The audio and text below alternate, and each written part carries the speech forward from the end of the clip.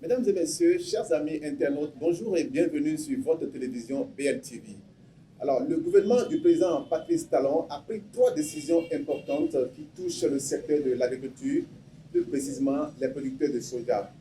Alors, selon le communiqué paru hier, jeudi 16 novembre, portant le sceau du gouvernement, je cite, « Le commerce du soja est libre sur l'ensemble du territoire national. Ainsi, les opérations d'achat, de vente, de transport, les prix, les dates de démarrage et de fin des opérations sont librement fixés par les acteurs.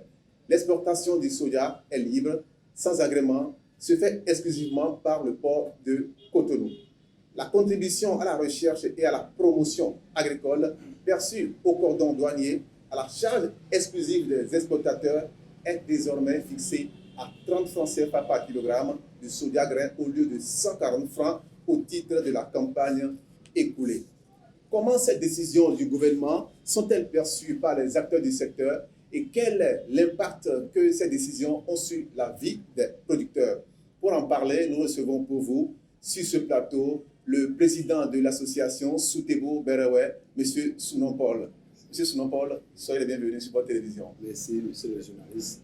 Merci. Alors, M. Sounon Paul est accompagné d'un ensemble de personnes également qui font partie de cette association, l'association Soutebo Berewe, qui sont également sur ce plateau. Chers invités, merci d'être venus sur le plateau. Merci. Alors, Monsieur Sounon Paul, il y a eu une décision qui est tombée hier. Alors, vous qui êtes les concernés de cette décision, après avoir entendu ou après avoir lu cette décision du gouvernement, quels sont vos sentiments? Qu'est-ce que vous avez ressenti après avoir écouté cette décision venant du gouvernement? Merci, monsieur le journaliste. Merci. Avant tout, c'est à vous que nous allons saluer, parce que c'est vous qui nous avez aidés pour que notre voix soit entendue auprès de notre cher père, le président de la République. C'est pour cela que nous vous disons merci. Sans vous, vous ne pouvez pas nous entendre. C'est une joie quand nous avons écouté la décision de notre gouvernement. Ça nous a vraiment mis dans la joie. Nous sommes très heureux de cette décision parce que d'abord, ce que nous avons souhaité, à ce que le producteur désormais est capable de fixer le prix de son produit. Il a accordé. En second lieu, il a demandé à ce que la libre circulation, c'est-à-dire ce qui, parce que dans l'année passée, un producteur ne pouvait même pas, c'est-à-dire déplacer son produit d'une commune à une autre. Cette année, il a autorisé. Nous sommes heureux. Et en troisième lieu, ce qui concerne les taxes. Oui, la taxe sur le prix au kilo. Le kilo de soja, nous sommes très contents parce que nous avons demandé ça l'année 2022, vers le 28 avril, quand nous étions là-bas, nous avons demandé. Et il a accordé. Vraiment, nous sommes très heureux.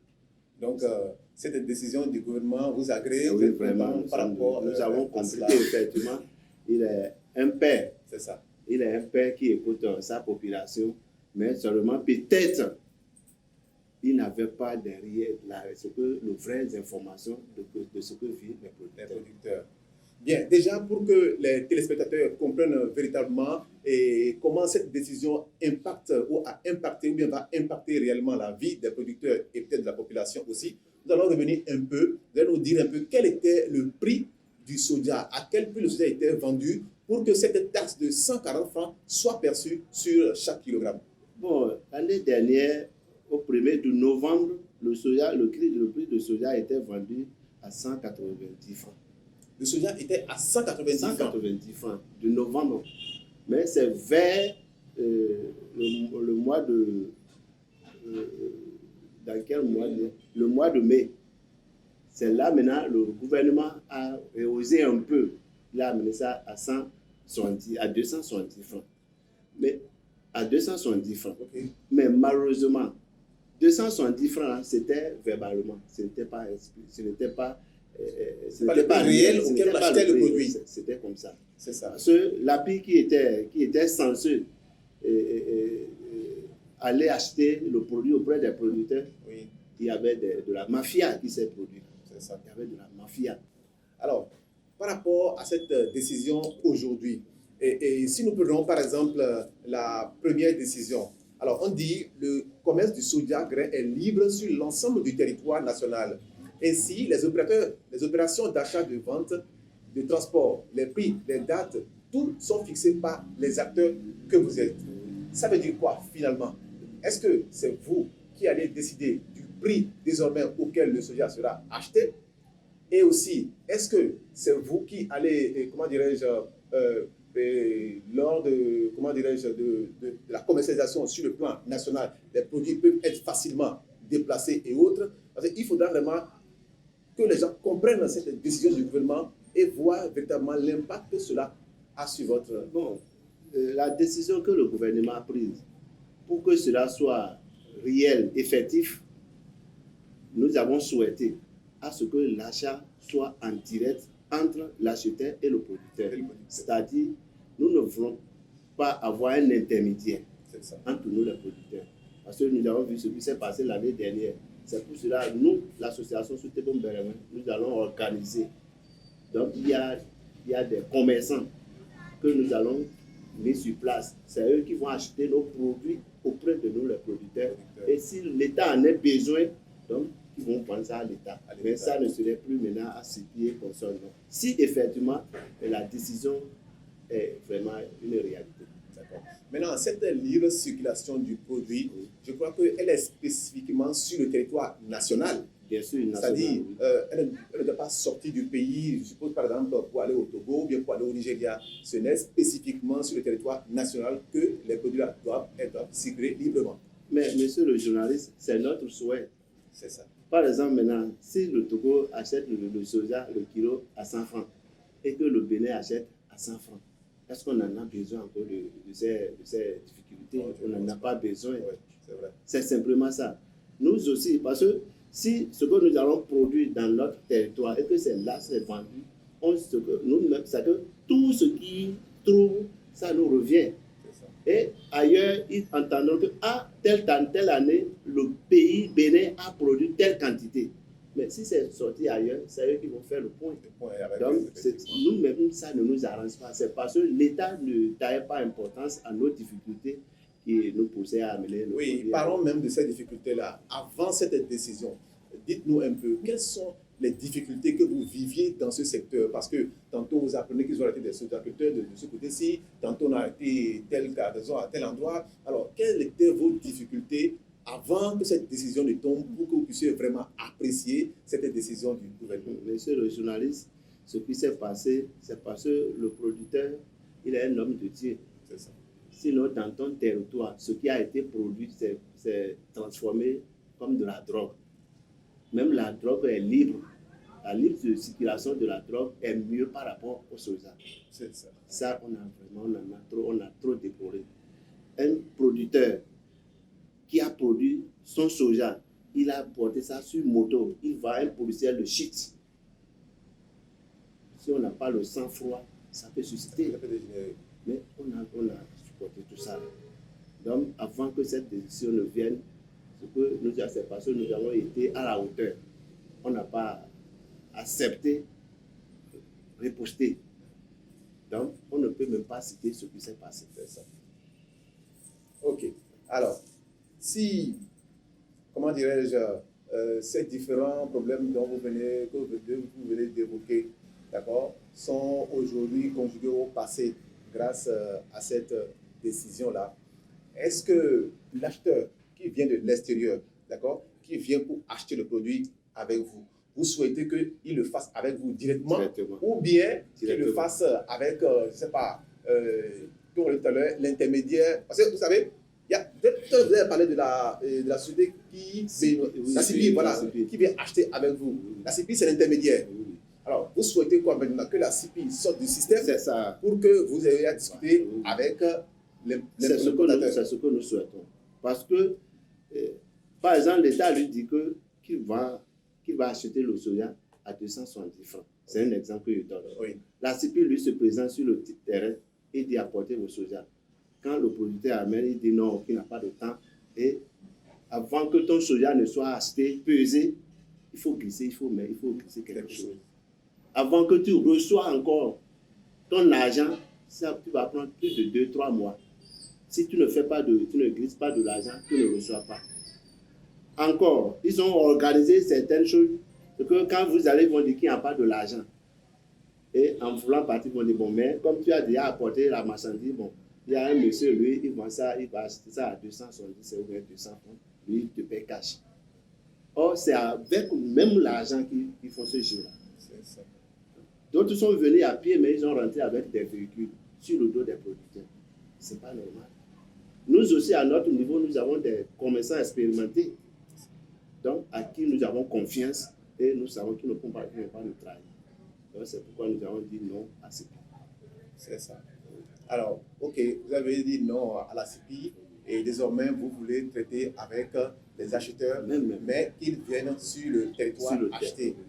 Très bien. Alors, par rapport à cette décision que le gouvernement vient de prendre et que vous saluez, qu'est-ce que vous avez à dire au président par rapport à cette décision-là? À cette décision, nous sommes très heureux, mais il y a un proverbe qui dit tant qu'il reste à faire, rien n'est fait. Parce que ce n'était pas le problème de soja seul qui mène le secteur agricole. Il y a le coton. Nous avons aussi évoqué ça. On a demandé le prix de coton aussi. Donc, nous le supplions tel qu'il nous a écoutés sur le soja, qui nous écoute aussi au niveau de coton. Également, le noix d'agajou. Parce que si aujourd'hui, qu'on ignore l'agriculture, si aujourd'hui on méprise les producteurs, c'est que c'est l'État qui tombe. Aujourd'hui, en dehors du port, qu'est-ce qui peut encore faire rentrer de l'argent dans le pays si ce n'est pas l'agriculture? Mais si le producteur est découragé, avec quel pouvoir, quelle force il peut aller faire de plus? Mais il suffisait seulement, on parle aujourd'hui de chômage dans le pays, c'est parce que la gouvernance n'est pas bien. Sinon, l'agriculture seule peut régler ce problème. Il suffit que le gouvernement reprenne ces choses à main. Et je vous assure encore, qu'est-ce qui a amené tous ces problèmes? C'est parce que le système de ministère de l'Agriculture, la composition était biaisée. C'était biaisé, ce n'était pas bien fait. Donc, nous demandons le président de la République, c'est-à-dire de reformer le système de l'agriculture, le ministère de l'Agriculture. Sinon, ça ne peut pas marcher. Donc, c'est-à-dire qu'au niveau du ministère de l'Agriculture, il y a des blocages qui constituent des points d'ombrage. C'est ça. Par exemple, maintenant, autant des fonctionnaires qui sont dans l'agriculture, on n'en a pas besoin. Beaucoup sont là, ils ne font rien et ils prennent des millions, des centaines de milliers chaque fin de mois. Ils sont là ventilés. Il y a certains qui ne savent même pas qu'est-ce que c'est que la roue, comment est-ce qu'on sème le maïs. Mais ils disent qu'ils sont de l'agriculture. Ce n'est pas bien.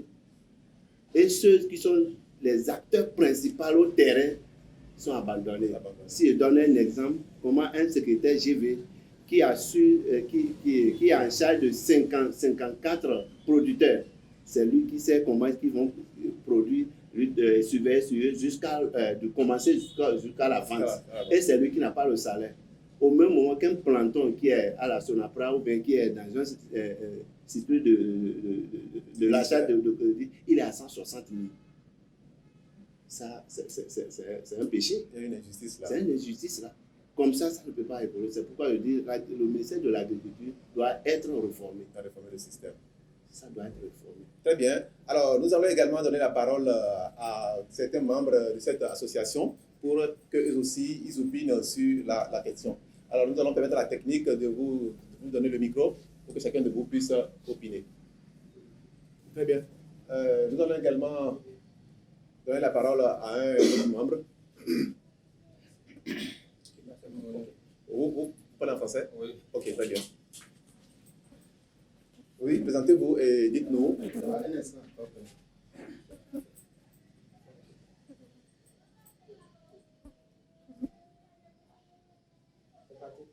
Ok, bonjour vraiment, monsieur le journaliste.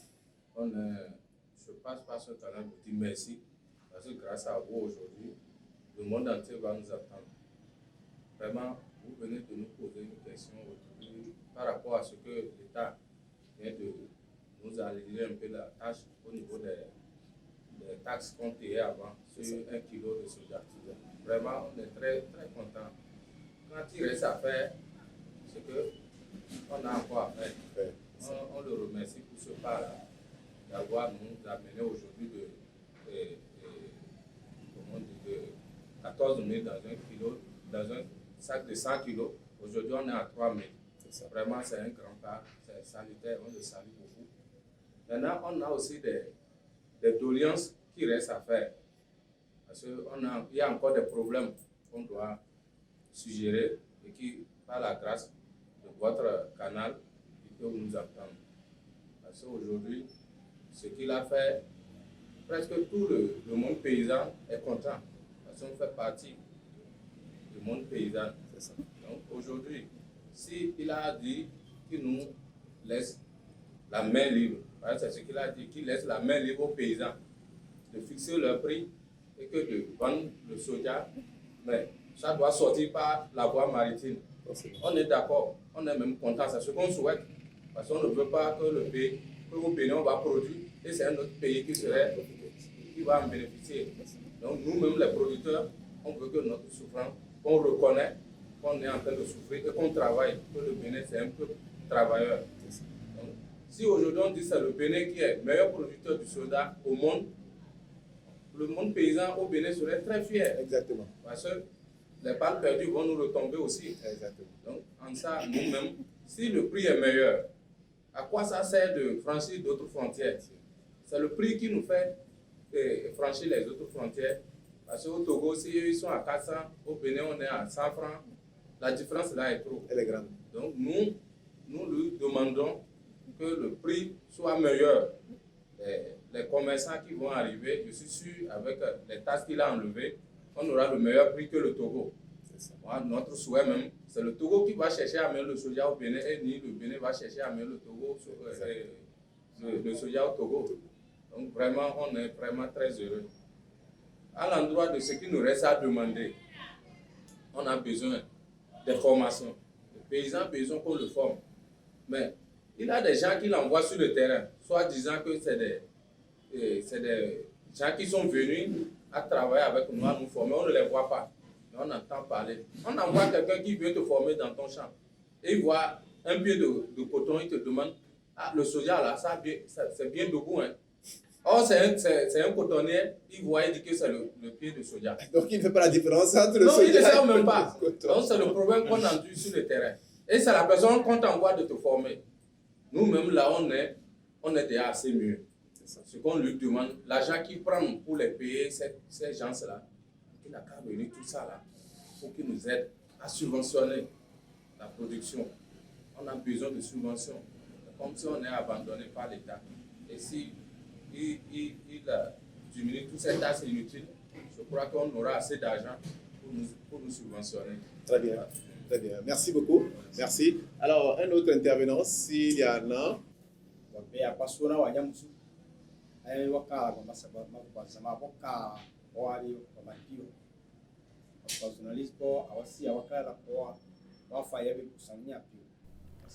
Concernant la commercialisation des produits tels que l'acajou, le coton et le soja, en particulier au Bénin, elle devient de plus en plus dure et entraîne un désaccord entre les producteurs de ces produits et le gouvernement. Depuis que nous produisons le soja, nous ne sommes toujours pas satisfaits du résultat car nous n'arrivons pas à en bénéficier. Le gouvernement ferme les yeux, même s'il sait que nous nous plaignons à chaque fois auprès de lui. Le prix auquel le soja est vendu ne nous avantageait pas. Si le prix était abordable par tous, nous n'allons même pas essayer de le vendre à l'étranger. On le fera chez nous au Bénin. Nous souhaitons vivement qu'il n'y ait pas d'intermédiaire entre les acheteurs étrangers et nous, producteurs. Qu'on nous laisse traiter directement avec eux. L'essentiel, c'est que le gouvernement nous facilite la tâche concernant la vente du soja, tout ça dans la paix et dans l'entente.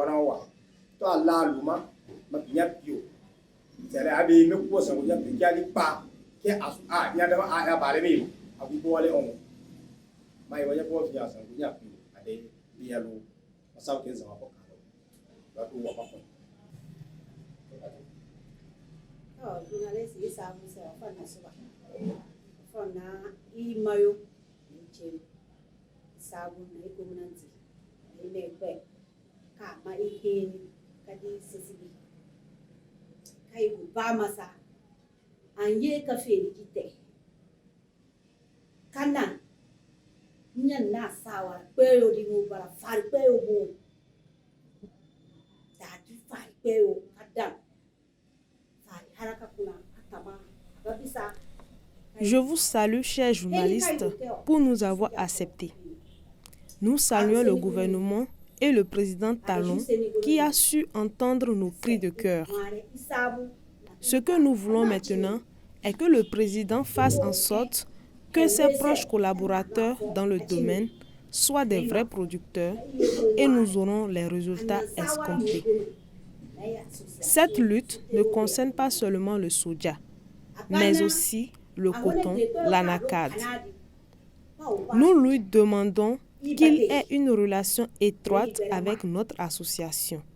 Il est préférable de collaborer directement avec notre association que de travailler avec des personnes qui viennent et qui ne sont même pas des agriculteurs, mais qui profitent plus que nous-mêmes producteurs, qui sommes sous la pluie, le soleil et exposés aux reptiles et bien d'autres. Qu'il demande à nous rencontrer directement afin d'avoir des nouvelles par moment, car c'est nous qui sommes sur le terrain et qui savons ce qui se passe. Cela contribuera au développement de notre pays. L'an dernier, plusieurs producteurs se sont suicidés à cause des dettes, laissant derrière eux une famille et des terres cultivables. Qu'il ait une vision pour cette association. Nous ne sommes pas en train de faire de la politique, mais une cause commune. Si aujourd'hui tout va bien dans le pays, c'est grâce à lui. Et si tout va mal, c'est encore lui. Car si un enfant meurt affamé dans la maison, c'est une honte pour le chef de famille. Ceux qui sont devant ne parlent que de leur ventre. Et nous savons qu'il n'est pas au courant. Et s'ils viennent vers nous, ce que nous leur disons sont déformés une fois chez lui. Qu'il fasse que les discussions soient directes. S'il nous appelle, nous allons répondre. Et si nous l'appelons, qu'il réponde également. Nous sommes tous des humains pour le développement de notre pays. Notre pays, le Bénin, est en train de perdre sa place de pays de paix. Que Dieu nous aide.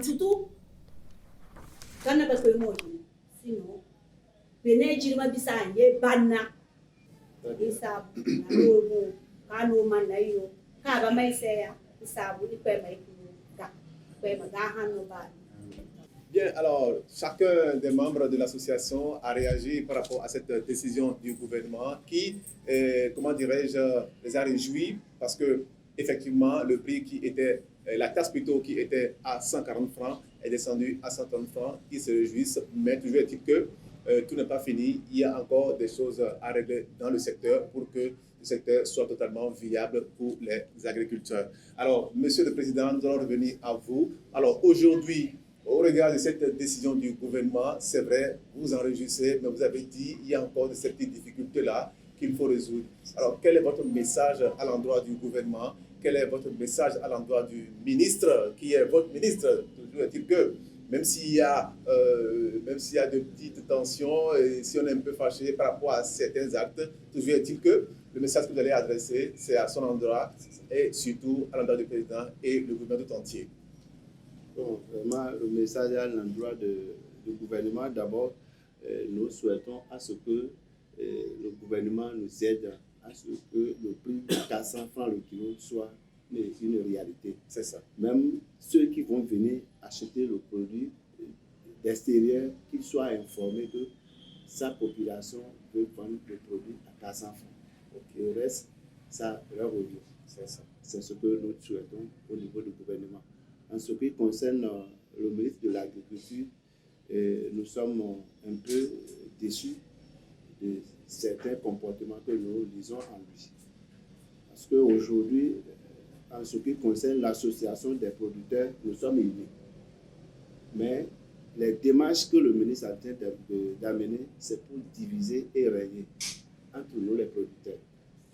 Parce qu'au Bénin, l'association qui assure sécurité, c'est-à-dire qui lutte contre l'injustice au niveau du gouvernement, c'est l'association Soutenons Bénin. Maintenant, le ministre vient.